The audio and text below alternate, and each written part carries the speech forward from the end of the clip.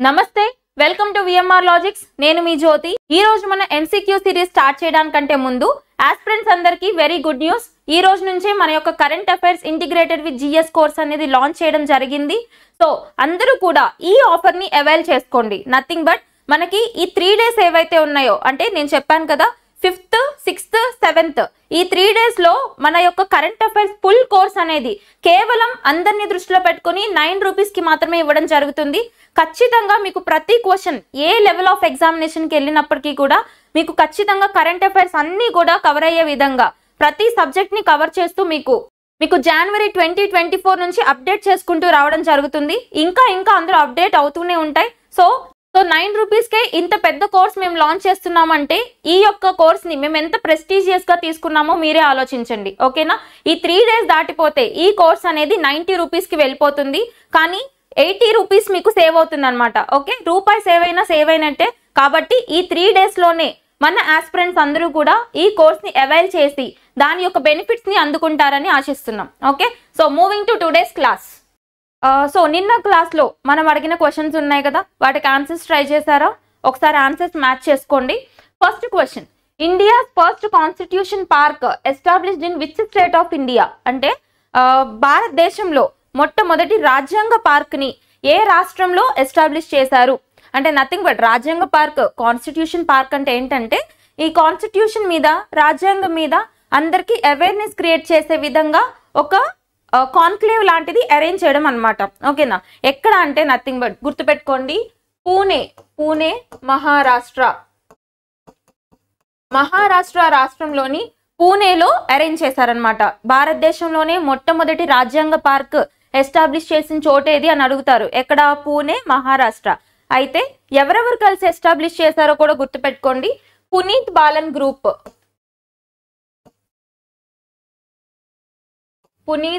Group along with Indian army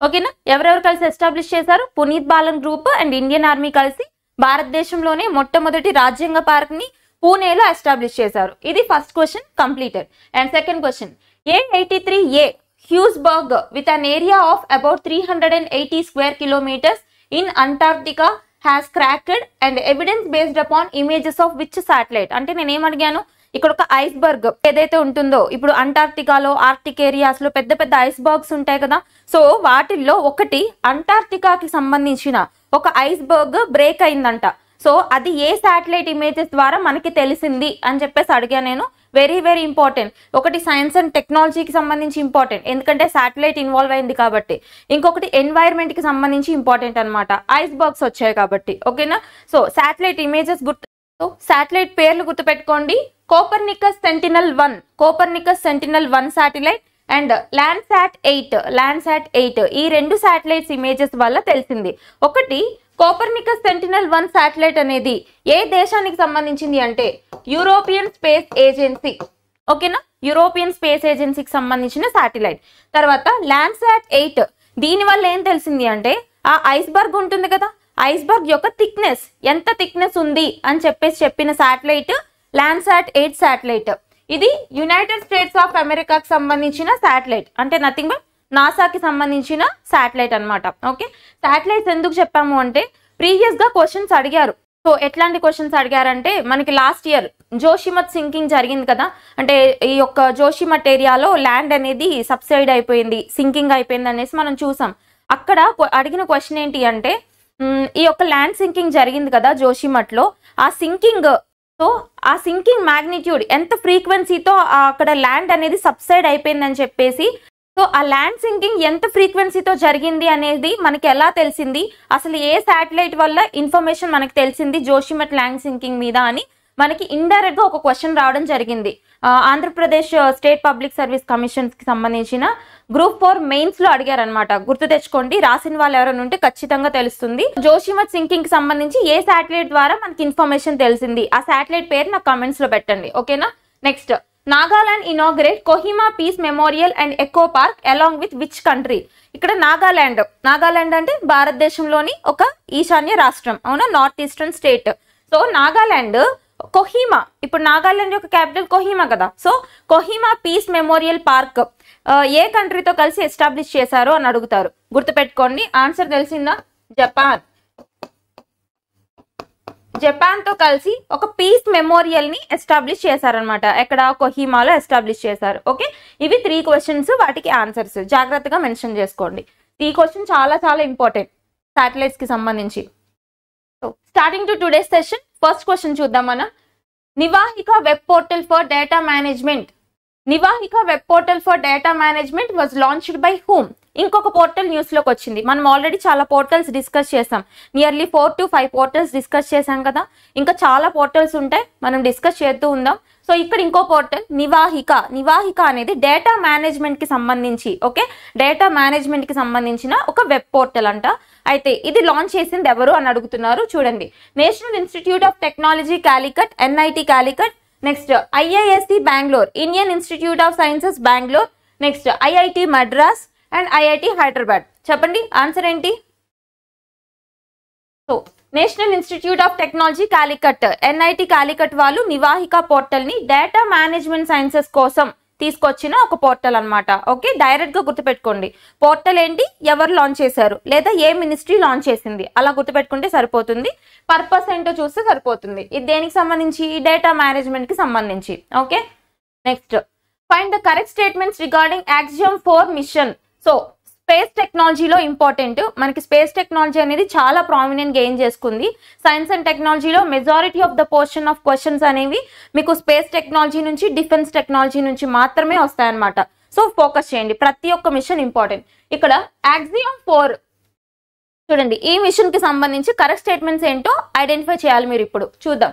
first statement, India has announced the selection of 2 astronauts, Group Captain Shubhanshu Shukla and Group Captain Prashant Balakrishna Nair for the upcoming Axiom 4 mission to the International Space Station.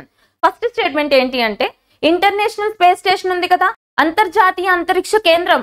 So 1998 లో establish చేశారు దీన్ని. Okay, ఎవరెవరు కలిసి establish చేశారో నేను చెప్తాను. First of all option చూడండి, ఇక్కడ ఇంటర్నేషనల్ స్పేస్ స్టేషన్ కి వెళ్ళడానికి డిజైన్ చేసిన యాక్సియం 4 మిషన్ కి ఇండియా తరపున 2 సెలెక్ట్ అయ్యారనమాట ఆస్ట్రోనాట్స్. ఎవరు వాళ్ళిద్దరు? శుభాంశు శుక్లా, ప్రశాంత్ బాలకృష్ణ నాయర్. ఇది ఫస్ట్ స్టేట్మెంట్. కరెక్టా కాదా ఆలోచించండి. నెక్స్ట్, యాక్సియం 4 మిషన్ అసలు ఇదేంటి అంటే, it is a private space flight organised by axiom space అని చెప్పాను. అంటే యాక్సియం స్పేస్ అనే ఒక ప్రైవేట్ స్పేస్ ఏజెన్సీ తీసుకెళ్తున్న ఒక ప్రైవేట్ మిషన్ అన్నమాట. ఎక్కడికి? ఇంటర్నేషనల్ స్పేస్ స్టేషన్ కి. ఇది సెకండ్ స్టేట్మెంట్. ప్రైవేట్ ఇది ఇంపార్టెంట్ ఇక్కడ. Next, this mission is organised in collaboration with NASA. నాసాతో కొలాబరేట్ అయ్యి ఈ మిషన్ ఆర్గనైజ్ చేస్తున్నారు. నాసా అంటే అమెరికన్ స్పేస్ ఏజెన్సీ కదా. సో ఇది థర్డ్ స్టేట్మెంట్. ఇంకొక statement, Shukla will be the second Indian to go to space.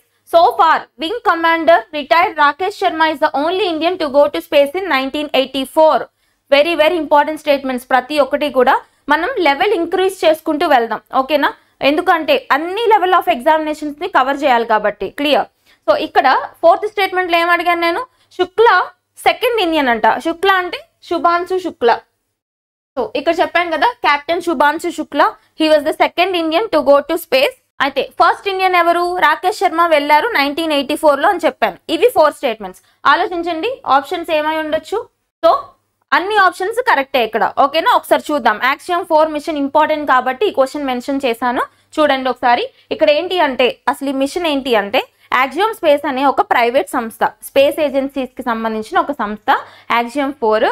ఇదేం చేస్తుంది అంటే, ఇంటర్నేషనల్ స్పేస్ స్టేషన్ కి, ఓకేనా, ఇంటర్నేషనల్ స్పేస్ స్టేషన్ కి 15 రోజుల రీసెర్చ్ కి గాను 4 ఆస్ట్రోనాట్స్ ని పంపిస్తుంది అనమాట యాక్సియం 4. ఓకే, యాక్సియం 4 మిషన్ ద్వారా 4 ఆస్ట్రోనాట్స్ ని ఇంటర్నేషనల్ స్పేస్ స్టేషన్ కి పంపిస్తుంది. ఇది బేసిక్. అయితే దీనికి గాను ఇండియా నుంచి 2ని సెలెక్ట్ చేశారు. ఆ 2 వెళ్తారంటే 2 వెళ్ళరు. మేజర్ గా అక్కడికి వెళ్ళేది ఎవరు అంటే శుభాంశు శుక్లా వెళ్తారనమాట. అయితే బ్యాకప్ గా సెలెక్ట్ చేసింది ఎవరిని? బాలకృష్ణ నాయర్ గారిని. అంటే ఫర్ ఎగ్జాంపుల్ ఏదైనా కొన్ని అనివార్య కారణాల వల్ల ఈయన వెళ్ళలేకపోతే, శుభాంశు శుక్లా వెళ్ళలేకపోతే అప్పుడు బాలకృష్ణ నాయర్ వెళ్లాల్సి ఉంటుంది. ఓకే, అది గుర్తుపెట్టుకోండి.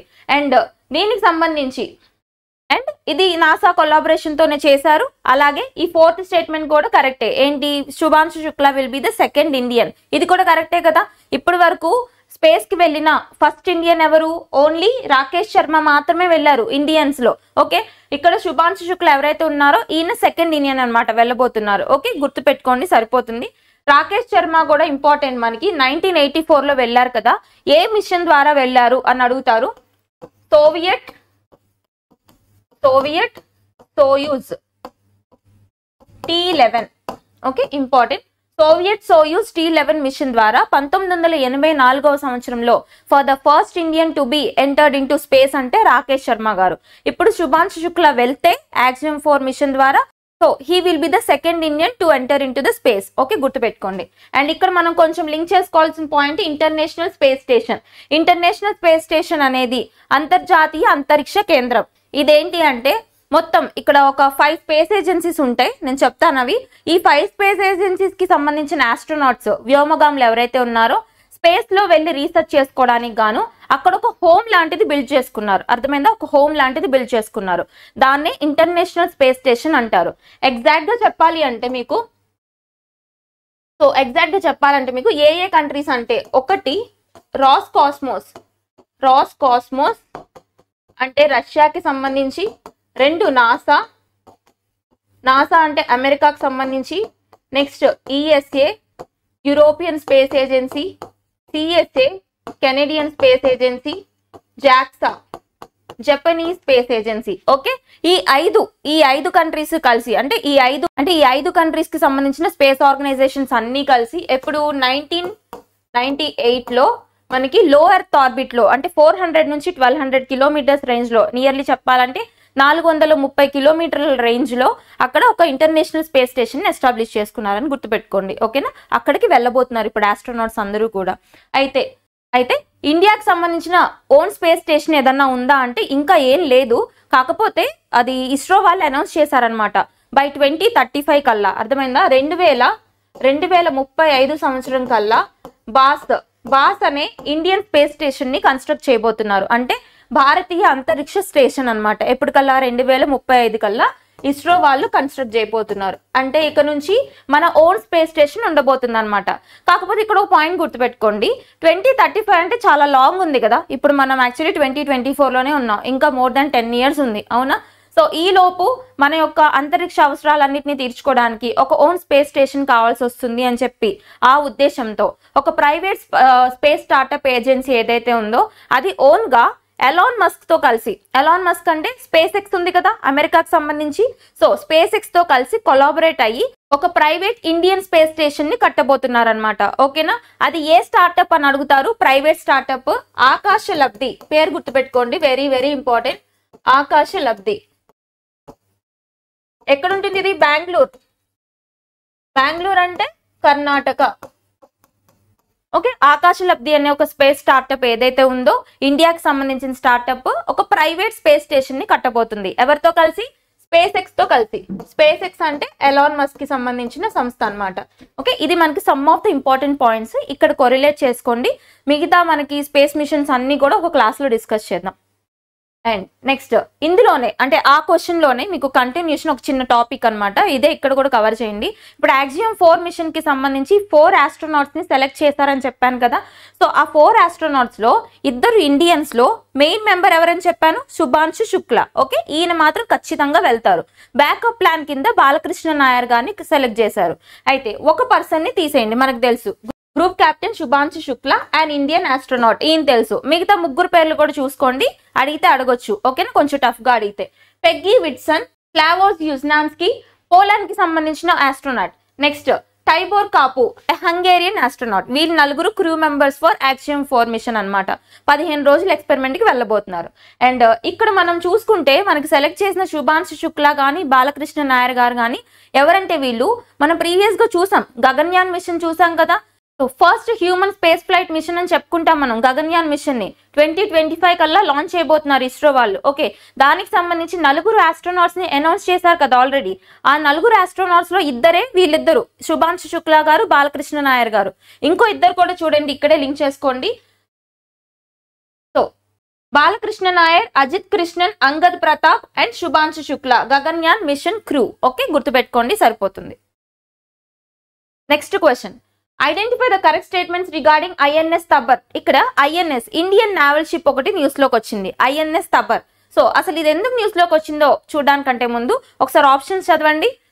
INS Tabar successfully conducted a maritime partnership exercise with the Russian navy ship Soobrazitelny. Russian navy ship Soobrazitelny ఇక్కడ ఏంటి అంటే రష్యాకి సంబంధించిన నావల్ షిప్ తో కలిసి ఇక్కడ ఐఎన్ఎస్ తబర్ ఏదైతే ఉందో, ఇండియన్ నావల్ షిప్ తబర్ ఏదైతే ఉందో ఒక ఎక్సర్సైజ్ లో పాల్గొందంట. ఆ ఎక్సర్సైజ్ ఏంటి? Maritime partnership exercise. ఇది first statement. Second statement, INS Tabar of the Indian navy is a Talwar class multi role stealth frigate. It was constructed at. ఎక్కడ కన్స్ట్రక్ట్ చేశారు ఐఎన్ఎస్ తబర్ ని? ఎక్కడ, ఎవరు కన్స్ట్రక్ట్ చేశారు అనేది చూడాలి. ఇప్పుడు మనం ఏ ఐఎన్ఎస్ చూసినా గానీ దాన్ని ఎలా చదవాలి అంటే అది ఎక్కడ కన్స్ట్రక్ట్ చేశారు అంటే ఏ షిప్ యార్డ్ వాళ్ళు కన్స్ట్రక్ట్ చేశారు, లేదంటే ఏ దేశం నుంచి మనం తీసుకున్నాం, అండ్ లేదు అంటే అది ఇండియాకి సంబంధించిన ఏ ఫ్లీట్ కి చెందింది. ఓకే, ఈ పాయింట్స్ అనేవి చూడాలన్నమాట. ఇక్కడ నేను చెప్పింది ఏంటి అంటే ఇది సెయింట్ పీటర్బర్గ్స్ బాల్టిక్ షిప్ యార్డ్ లో కన్స్ట్రక్ట్ చేశారంట, అది కూడా రష్యాలో. Okay, and commission into Indian navy 2004 లో కమిషన్ చేశారు అని second statement. And third statement, it is the part of the Indian navies eastern fleet which is based in Mumbai and under Western Naval Command. Okay, it is a part of Indian Navy's Eastern Fleet which is based in Mumbai అనేది third statement. అంటే ఇది eastern fleet కి చెందిన INS అని third statement ఇచ్చాను. ఒకసారి చూడండి, 3 statements చూడండి, వాటిలో ఏది కరెక్టో చెప్పండి. 1 and 2, 2 and 3, 1 and 3 and all the statements are correct. ఏంటి answer? Only 1 and 2 are correct. Okay, ఇక్కడ ఓన్లీ 1 and 2 are correct. ఎందుకో నేను చెప్తాను. ఫస్ట్ ఆప్షన్ కరెక్టే, అంటే ఇది మ్యారిటైమ్ పార్ట్నర్షిప్ ఎక్సర్సైజ్ లో పాల్గొనింది ఐఎన్ఎస్ తబర్. ఎవరితో కలిసి? రష్యాకి సంబంధించిన నావల్ షిప్ సోబ్రాజిటెల్నీతో కలిసి మ్యారిటైమ్ పార్ట్నర్షిప్ ఎక్సర్సైజ్ లో పాల్గొంది. ఓకే, ఇది కరెక్ట్. అండ్ సెకండ్ స్టేట్మెంట్ కూడా కరెక్టే. ఇదేంటి అంటే రష్యాకి సంబంధించిన సెయింట్ పీటర్స్బర్గ్ షిప్ యార్డ్ లోనే తయారు చేశారు. ఇండియన్ నావీలోకి 2004లో కమిషన్ చేయబడింది. కమిషనింగ్, డీకమిషనింగ్ అని వాడాలి మనం నావల్ షిప్స్ ని కానీ ఏదైనా చదివినప్పుడు. అంటే కమిషనింగ్ అంటే ఇంట్రడ్యూస్ చేయడం, డీకమిషనింగ్ అంటే డిప్లాయ్ చేయడం, తీసేయడం అనమాట. ఓకే, దాని విధుల నుంచి తొలగించడం అని చెప్తాం. So commission in 2004 to Indian navy, ఇది కూడా కరెక్టే. అండ్ థర్డ్ స్టేట్మెంట్ ఎందుకు రాంగ్ తెలుసా? It is the part of eastern fleet అని ఇచ్చాను నేను, ఇండియన్ నావీస్, కానీ ఇది రాంగ్. ఇక్కడ వెస్టర్న్ ఫ్లీట్ అని రావాలన్నమాట. It is the part of western fleet based in Mumbai, ఇది కరెక్ట్ అవుతుంది ఇప్పుడు స్టేట్మెంట్. అంటే నథింగ్ బట్ మీరు నావల్ షిప్స్ చదివినప్పుడు ఎట్లా చదవాలి అంటే ఇప్పుడు ఫర్ ఎగ్జాంపుల్ ఇండియన్ నావీని తీసుకుంటే, భారత నావికా దళాన్ని తీసుకుంటే అందులో ఉన్న నావల్ షిప్స్ అన్ని కూడా 2 పార్ట్స్ గా డివైడ్ చేయబడతాయి. అంటే నథింగ్ బట్ ఒకటి ఈస్టర్న్ ఫ్లీట్ కి సంబంధించి, ఇంకొకటి వెస్టర్న్ ఫ్లీట్ కి సంబంధించి అనమాట. ఈస్టర్న్ ఫ్లీట్ కి సంబంధించి ఉన్న నావల్ షిప్స్ అన్ని కూడా దాని హెడ్ క్వార్టర్స్ ఎక్కడ అంటే విశాఖపట్నం, ఆంధ్రప్రదేశ్ లోని విశాఖపట్నం అనేది ఇండియన్ నావీ యొక్క ఈస్టర్న్ ఫ్లీట్ యొక్క head quarters. Okay, and western fleet యొక్క హెడ్ క్వార్టర్స్ ఎక్కడ అంటే ముంబై, మహారాష్ట్రలో ఉన్న ముంబై అనేది వెస్టర్న్ ఫ్లీట్ యొక్క హెడ్ క్వార్టర్స్ అనమాట. ఇది బేసిక్ పాయింట్ గుర్తుపెట్టుకోండి. మీకు ఎక్కడ స్టేట్మెంట్స్ లో వచ్చినా ఫ్లీట్ అంటే కన్ఫ్యూజ్ అవ్వద్దు. ఫ్లీట్ అంటే group of ships control by single authority. The group of ships control by single అథారిటీని ఫ్లీట్ అని పిలుస్తారు. ఓకేనా, ఇక్కడ నావల్ షిప్స్ అన్ని కలిసి ఒక అథారిటీ కింద ఉన్నాయన్నమాట. అందుకని ఈస్టర్న్ ఫ్లీట్, వెస్టర్న్ ఫ్లీట్ అని డివైడ్ చేశారు. ఓకే, హెడ్ క్వార్టర్స్ వచ్చి Visakhapatnam for eastern, Mumbai for western, గుర్తుపెట్టుకోండి. ఇది మనకి సెకండ్ క్వశ్చన్ కి సంబంధించిన explanation. Clear? Next one, choose the correct statements regarding తరంగ శక్తి 2024 ఎక్సర్సైజ్. ఇక్కడ ఇంకో ఒక ఎక్సర్సైజ్ న్యూస్ లోకి వచ్చింది. ఇది కూడా మనకి డిఫెన్స్ లో భాగమే. తరంగ శక్తి 2024 ఎక్సర్సైజ్. ఇప్పుడు మనం ఎక్సర్సైజెస్ ఎట్లా చదువుతాము? ఫస్ట్ అది ఏ వింగ్ కి, డిఫెన్స్ లో ఏ వింగ్ కి సంబంధించిందో చూడాలి. ఎయిర్ ఫోర్సా, మిలిటరీయా, నావియా అని చెప్పి. తర్వాత కంట్రీస్ చూడాలి, ఏ పార్టిసిపేటింగ్ కంట్రీస్ ఏంటో చూసుకోవాలి. ఓకే, చూద్దాం మనం. So first option by Indian Air force, అంటే ఇండియన్ ఎయిర్ ఫోర్స్ కి సంబంధించిన ఎక్సర్సైజ్ అని ఇచ్చాను. Second option conducts in 2 phases, 2 phases లో జరుగుతుందంట. అంటే ఇక్కడ మనం హోస్ట్ కూడా చూసుకోవాలి కదా, అది కూడా ఇంపార్టెంట్ పాయింట్. ఒక ఎక్సర్సైజ్ చూసాము అంటే ఎక్కడ జరుగుతుందో కూడా మనకు తెలియాలన్నమాట. సో ఇది 2 phases కండక్ట్ చేయబోతున్నారు. ఎక్కడెక్కడ అంటే phase 1 వచ్చేసి మనకి తమిళనాడులోని సూలూరులో కండక్ట్ చేయబోతున్నారంట. తర్వాత phase 2 వచ్చేసి రాజస్థాన్ లోని జోధ్పూర్ లో కండక్ట్ చేయబోతున్నారంట. ఇది సెకండ్ స్టేట్మెంట్. థర్డ్ స్టేట్మెంట్ చూద్దాం. పార్టిసిపేటింగ్ కంట్రీస్ ఏ కంట్రీస్ పార్టిసిపేట్ చేస్తున్నాయి? Australia, Bangladesh, Greece, Singapore, UAE and United States of America along with India కూడా ఉంటుంది. ఓకే, ఇవి పార్టిసిపేటింగ్ కంట్రీస్. అంటే ఏంటి? ఇది బహుళ దేశ విన్యాసం, అర్థమైందా? మల్టీలేటరల్ ఎక్సర్సైజ్ అన్నమాట. 2 ఇన్వాల్వ్ అయితే బైలేటరల్ అంటారు, 3 ఇన్వాల్వ్ అయితే 3 దేశాలు ఇన్వాల్వ్ అయితే ట్రైలేటరల్ అంటారు. సో ఇట్లా నంబర్స్ పెరుగుతూ ఉంటాయి. ఎక్కువ దేశాలు ఇన్వాల్వ్ అయితే మల్టీలేటరల్ ఎక్సర్సైజ్ అని పిలుస్తారు. ఓకే, ఇవి 3 స్టేట్మెంట్స్. కరెక్ట్ ఏంటో చెప్పండి. ఎక్సర్సైజ్ తరంగ శక్తి రీసెంట్ గా న్యూస్ లో ఉందన్నమాట. Important. 1 and 2, 1 and 3 only. All statements are correct. All are correct. 4th option is correct. Okay, గుర్తుపెట్టుకోండి. ఇండియన్ ఎయిర్ ఫోర్స్ కింద కండక్ట్ చేస్తున్న ఒక ఎక్సర్సైజ్. హోస్ట్ ఎక్కడ అంటే 2 ఫేజ్లు గుర్తుపెట్టుకోవాలి. 2 ఫేజ్లు ఇచ్చారు కాబట్టి 2 గుర్తుపెట్టుకోవాలి. ఒకటి వచ్చేసి తమిళనాడులోని సూలూరు, రెండోది వచ్చేసి రాజస్థాన్లోని జోధ్పూర్. అండ్ థర్డ్ స్టేట్మెంట్ ఈ కంట్రీస్ చూడండి, ఏ కంట్రీస్ పార్టిసిపేట్ చేస్తున్నాయనే చూడండి. ఓకే, మాక్సిమం మల్టీలేటరల్ ఎక్సర్సైజ్ ఏవైతే ఉన్నాయో కంట్రీస్ అడగరు, ఎందుకంటే అన్ని కంట్రీస్ మనం గుర్తుపెట్టుకోలేం కదా. ట్రైలేటరల్, బైలేటరల్ ఫోకస్ చేయండి. ఇట్లాంటి ఎక్సర్సైజెస్ వచ్చినప్పుడు హోస్ట్లు తర్వాత వింగ్ ఏదో గుర్తుపెట్టుకోండి. క్లియర్? ఎక్సర్సైజెస్ చాలా ఉంటాయి మనం చదవాలంటే, అవన్నీ కూడా ఒక క్లాస్ లో మనం డిస్కస్ చేద్దాం. ఓకేనా? Next question. Sela tunnel located in which state of India? ఇక్కడ ఒక టన్నెల్ అనేది న్యూస్ లోకి వచ్చింది. ఆ టన్నెల్ పేరేంటి అంటే సేలా టన్నెల్. అయితే ఈ సేలా టన్నెల్ ఏ రాష్ట్రంలో ఉంది అని అడుగుతున్నాను నేను ఇక్కడ. చూడండి, జమ్మూ కాశ్మీర్, అరుణాచల్ ప్రదేశ్, లడాక్, సిక్కిం. ఒక్క విషయం గుర్తుపెట్టుకోండి, టన్నెల్స్, పాసెస్, ఓకేనా, ఇలాంటి ఏవైనా న్యూస్ లోకి వస్తే చాలా చాలా ఇంపార్టెంట్, ఖచ్చితంగా అడుగుతారు. ఇక్కడ సేలా టన్నెల్ ఏ రాష్ట్రంలో ఉంది చెప్పండి ఇప్పుడు? బి, అరుణాచల్ ప్రదేశ్ లో ఉంది. ఓకేనా? ఇది అసలు న్యూస్ లోకి ఎందుకు వచ్చింది అంటే, ఈ సేలా టన్నెల్ ఏదైతే ఉందో దానికి ఒక అవార్డు వచ్చిందనమాట. అదేంటి అంటే చూద్దాం మనం. Arunachal Pradesh Sela tunnel and engineer marvel has been recognised as India's highest tunnel by the international book of honour. అర్థమైందా? ఇంటర్నేషనల్ బుక్ ఆఫ్ ఆనర్ వచ్చింది దానికి. ఎవరి నుంచి? ఇంగ్లాండ్ కి సంబంధించిన ఇంటర్నేషనల్ బుక్ ఆఫ్ ఆనర్ వచ్చింది. దేనికి సంబంధించి వచ్చింది? మొత్తం ప్రపంచంలోనే హైయెస్ట్ టన్నెల్ అంట ఇది. అర్థమైందా? అతి ఎత్తైన టన్నెల్ గా. సో ఎలాంటి గుర్తింపు వచ్చింది? భారతదేశంలోనే ఎత్తైన టన్నెల్ గా దీనికి గుర్తింపు వచ్చింది. ఇండియాస్ హైయెస్ట్ టన్నెల్ గా రీసెంట్ గా న్యూస్ లో నిలిచిన టన్నెల్ ఏది అని అడుగుతారు. గుర్తుపెట్టుకోండి, సేలా టన్నెల్ ఆఫ్ అరుణాచల్ ప్రదేశ్. ఓకేనా? అయితే దీనికి సంబంధించి some of the background information చూద్దాం కొంచెం డీటెయిల్ గా. మనకి ఇప్పుడు మనకు కొంచెం టఫ్ లెవెల్ పెరిగితే ఇలాంటి క్వశ్చన్స్ అడుగుతారు. క్లియర్? ఇక్కడ చూద్దాం. ఇది అసలు ఎవరు కన్స్ట్రక్ట్ చేశారు అంటే బోర్డర్ రోడ్స్ ఆర్గనైజేషన్ వాళ్ళు ఉన్నారు కదా, BRO, వాళ్ళు కన్స్ట్రక్ట్ చేసిన టన్నెల్ అన్నమాట. సో అత్యంత ఎత్తైంది అని చెప్పాం కాబట్టి ఎత్తు కూడా చూడాలి. 13,000 feet, 13,000 అడుగుల ఎత్తులో కన్స్ట్రక్ట్ చేశారంట ఇది బోర్డర్ రోడ్స్ ఆర్గనైజేషన్ వాళ్ళు.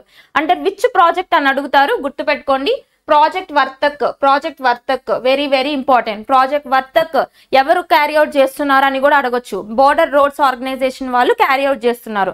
యాక్చువల్లీ ప్రాజెక్ట్ వర్తక్ యొక్క ప్రీవియస్ నేమ్ ఏంటి అని కూడా అనగొచ్చు. అక్కడ ఏంటి అంటే టస్కర్. 1960లో 1960 సంవత్సరంలో టస్కర్ ప్రాజెక్ట్ ని తీసుకొచ్చారనమాట బోర్డర్ రోడ్స్ ఆర్గనైజేషన్ వాళ్ళు. తర్వాత 1964 అరౌండ్ ఆ పీరియడ్ లో దానికి పేరు మార్చారు. ఏంటి? ప్రాజెక్ట్ వర్తక్ గా మార్చారు. అసలు ఏంటి ఈ ప్రాజెక్ట్ వర్తక్ ఉద్దేశం అంటే భారతదేశంలో ఉన్న అరుణాచల్ ప్రదేశ్, అస్సాం ఈ 2 రాష్ట్రాలకి సంబంధించి road connectivity and tunnel connectivity improve చేసే ప్రాజెక్ట్ అన్నమాట. అర్థమైందా? గుర్తుపెట్టుకోండి, ఏ రాష్ట్రాలు? అరుణాచల్ ప్రదేశ్, అస్సాం కి సంబంధించి కనెక్టివిటీ పెంచాలి. ఇది ఉద్దేశం, ప్రాజెక్ట్ వర్తక్ యొక్క ఉద్దేశం. దాని పాత నేమ్ ఏంటి? Tusker. Okay, clear? Next, Sela tunnel is the world's longest bi-lane tunnel constructed on the road connecting Tezpur, Assam to Tawang in the West Kamen district of Arunachal Pradesh. అర్థమైందా? దేన్ని కనెక్ట్ చేస్తుంది? అస్సాం లోని తేజ్పూర్ ని, తర్వాత అరుణాచల్ ప్రదేశ్ లోని తవాంగ్ ని కనెక్ట్ చేసే టన్నెల్ అన్నమాట. ఓకే, గుర్తుపెట్టుకోండి, very very important concept. Sela tunnel news లోకి వచ్చింది. Next, identify the correct pairs from the following.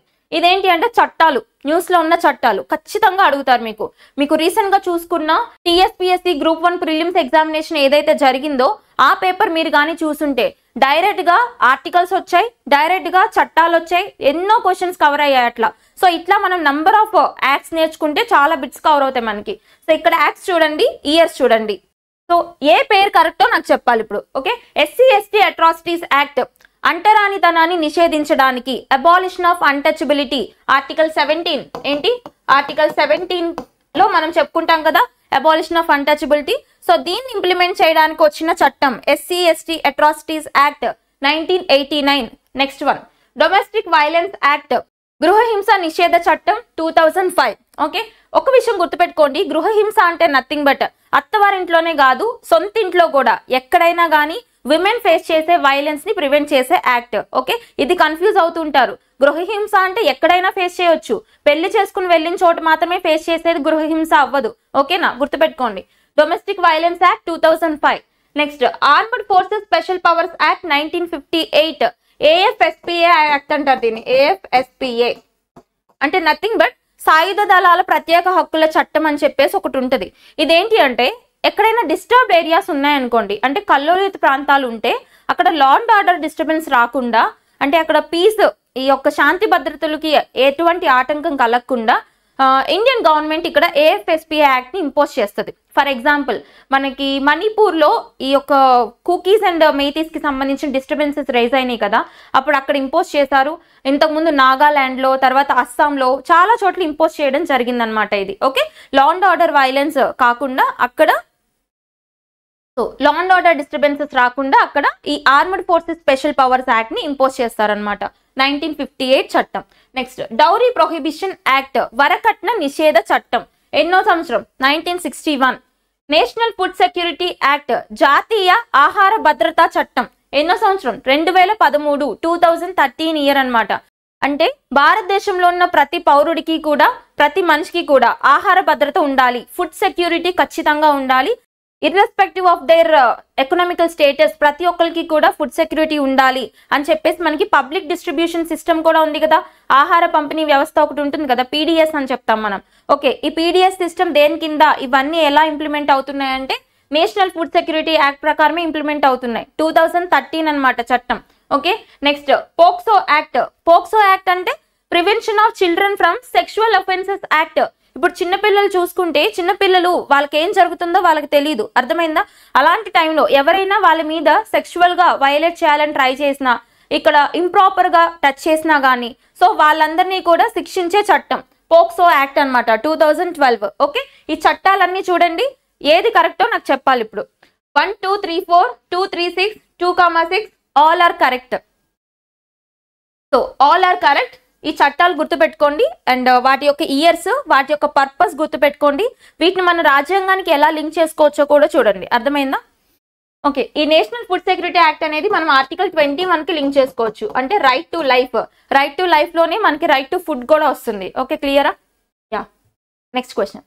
Choose the correct statements regarding species in news. ఇక్కడ ఏంటి అంటే ఇది మనకి geography related and environment related issue. అంటే మనకి వార్తల్లో కొన్ని స్పీషీస్ వస్తుంటాయి కదా, కొత్తగా ఐడెంటిఫై చేసిన species.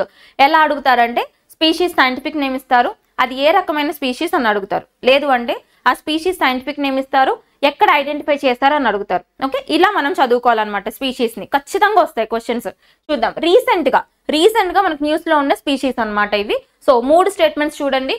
Marine tardigrade discovered from the southeast coast of Tamil Nadu has been named Battlelips Chandrayani. ఇక్కడ ఒక టార్టిగ్రేడ్ స్పీషీస్, అంటే ఇదొక జలచరం అనమాట. మెరైన్ టార్టిగ్రేడ్ స్పీషీస్ అనేది ఒకటి డిస్కవర్ చేశారంట. ఎక్కడ? మనకి తమిళనాడులో ఉన్న south east Coast, Tamil Nadu Coast దగ్గర డిస్కవర్ చేశారు. దానికి ఏం పేరు పెట్టారు? బ్యాటిలిప్స్ చంద్రయాని అని పేరు పెట్టారు. ఓకేనా?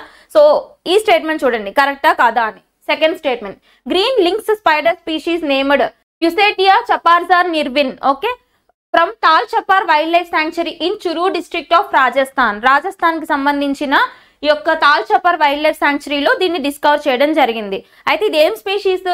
ఒక స్పైడర్, గ్రీన్ స్పైడర్ అనమాట. గ్రీన్ స్పైడర్ అంటే సాలెపురుగు అంటాం కదా, సో గ్రీన్ కలర్ లో ఉన్న ఒక సాలెపురుగు స్పీషీస్ అనమాట ఇది.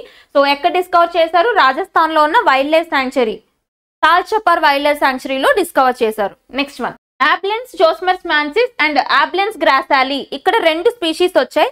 ఈ 2 స్పీషీస్ ఏంటి అంటే ఇవి ఫిష్ స్పీషీస్ అని చెప్తున్నారు అనమాట. కొత్తగా ఐడెంటిఫై చేసిన నీడిల్ ఫిష్ స్పీషీస్. ఎక్కడ ఐడెంటిఫై చేశారు? జస్ట్ ఇండియన్ వాటర్స్ నుంచి ఐడెంటిఫై చేశారని చెప్తున్నారు. కానీ ఎవరు ఐడెంటిఫై చేశారు అది ఇంపార్టెంట్ ఇక్కడ. ఎవరు? ఐకార్ కి అనుబంధ సంస్థ central marine fisheries research institute. Recent గా చాలా సార్లు న్యూస్ లోకి వస్తుంది. ఖచ్చితంగా హెడ్ క్వార్టర్స్ అడిగే ఛాన్స్ ఉంటుంది ఎగ్జామ్ లో. సో దీని హెడ్ క్వార్టర్స్ వచ్చేసి కొచ్చి. కొచ్చి ఎక్కడుంది? కేరళలో ఉంది, గుర్తుపెట్టుకోండి. మనకి కేరళలో కోజికోడ్ లో వచ్చి ఐకార్ కింద ఇండియన్ స్పైసెస్ రీసెర్చ్ ఇన్స్టిట్యూట్ ఉంటుంది కోజికోడ్ లో. అదే ఐకార్ కింద కేరళలోని కొచ్చిలో central marine fisheries research institute కూడా కేరళలోనే ఉంది, కొచ్చిలో ఉంది అనమాట. ఈ డిఫరెన్స్ చూసుకోండి, ఓకేనా. ఇది మనకి 3 స్టేట్మెంట్స్. ఏది రైట్ ఏది రాంగ్ చెప్పండి. 1 and 2, 3 only, 2 and 3 all are correct. So ఇక్కడ ఆల్ ఆర్ కరెక్ట్. 3 స్టేట్మెంట్స్ గుర్తుపెట్టుకోండి. ఈ 3 కూడా న్యూస్ లో ఉన్న స్పీషీస్ అనమాట. చాలా చాలా ఇంపార్టెంట్, ఖచ్చితంగా అడుగుతారు స్పీషీస్. సో ఇక్కడ ఇది ఒక పెక్యులియర్ అనమాట, ఇది అడిగే ఛాన్స్ ఉంటుంది. బ్యాటిలిప్స్ చంద్రయాని అనేది ఏంటంటే నథింగ్ బట్ ఇది ఒక మెరైన్ టాటిగ్రేట్ స్పీషీస్ అని చెప్పాను కదా, ఒక జలచరం అని. అయితే ఈ పేరు చూడండి, ఇక్కడ స్పీషీస్ నేమ్ ఏదైతే ఉందో అంటే మీకు ఐడియా ఉంటుంది. ఫస్ట్ సైంటిఫిక్ నేమ్ లో నామెన్క్లేచర్ ప్రకారం ఫస్ట్ నేమ్ ని జీనస్ నేమ్ అంటారు, సెకండ్ నేమ్ ని స్పీషీస్ నేమ్ అంటారు. మీరు ఎప్పుడన్నా రాసినప్పుడైనా కానీ బ్లండర్స్ చేయొద్దు. స్పీషీస్ నేమ్ ఏదైతే ఉందో ఫస్ట్ లెటర్ ఉంటుంది కదా, ఆ ఫస్ట్ లెటర్ ఖచ్చితంగా స్మాల్ వర్డే రాయాలి, ఓకేనా. ఇలాంటి బ్లండర్స్ చేయొద్దు, క్లియర్. సో ఇక్కడ ఈ సైంటిఫిక్ నేమ్ ఏదైతే ఉందో ఇందులో స్పీషీస్ నేమ్ ఉంది కదా, సెకండ్ హాఫ్ నేమ్, ఆ పేరు చూసారా, చంద్రయాని. అంటే నథింగ్ బట్ మన యొక్క చంద్రయాన్ 3 మిషన్ ఉంది కదా, సక్సెస్ అయింది. సాఫ్ట్ ల్యాండింగ్ చేసిన 4వ దేశంగా మనం చరిత్రకెక్కాం, అవునా. అంటే సో ఎప్పుడు ఆగస్టు 23, 2023 రోజు సాఫ్ట్ ల్యాండింగ్ జరిగింది కదా. సో దానికి సంబంధించి మన మూన్ మిషన్ సక్సెస్ అయింది కాబట్టి చంద్రయాన్ పేరుని ఈ స్పీషీస్ కి పెట్టారనమాట. కాబట్టి ఖచ్చితంగా అడిగే ఛాన్స్ ఉంటుంది. ఈ స్పీషీస్ ని కొంచెం ఎక్స్ట్రా ఫోకస్ చేయండి, ఓకేనా. సో నెక్స్ట్ సెషన్ కి 3 క్వశ్చన్స్ ఆన్సర్ చేసే ప్రయత్నం చేయండి. First question, the first women to be appointed the director general of medical services. ఇక్కడ అపాయింట్మెంట్ ఇన్ న్యూస్ అడిగాను నేను ఈ రోజు. అంటే director general of medical services కి అపాయింట్ అయిన మొట్టమొదటి మహిళ ఎవరు? ఓకే, విమెన్ ఎక్కడ న్యూస్ లోకి వచ్చినా వెరీ వెరీ ఇంపార్టెంట్ అవుతారు, ఖచ్చితంగా అడుగుతారు. Next, who is the director of ICAR central marine fisheries research institute? మనకి న్యూస్ లో ఉంది కాబట్టి CMFRI ఖచ్చితంగా డైరెక్టర్ అడిగే ఛాన్స్ ఉంటుంది. ఎక్కడ హెడ్ క్వార్టర్స్ అని చెప్పాను, ఈ క్లాస్ లోనే చెప్పాను నేను, కొచ్చి కేరళలో దీని హెడ్ క్వార్టర్స్ ఉన్నాయని చెప్పాను కదా. Okay, next, world's first AI diplomat, artificial intelligence కి సంబంధించిన డిప్లొమాట్, ప్రపంచంలోనే ఫస్ట్ మొట్టమొదటి AI డిప్లొమాట్ అంటే ఎవరు? 2 కంట్రీస్ కి మధ్యలో దౌత్య సంబంధాలు మెయింటైన్ చేసేవాళ్ళు. For example ambassadors, chief commissioners అని చెప్తాం కదా, Indian foreign services officers appoint అవుతూ ఉంటారు అనమాట ఈ పొజిషన్స్ కి. ఓకే, సో ఇట్లా వరల్డ్ లోనే ఫస్ట్ AI డిప్లొమాట్ ఎవరు అని అడిగాను. Third question. ఈ 3 క్వశ్చన్స్ కి ఆన్సర్ చేసే ప్రయత్నం చేయండి, ఓకేనా.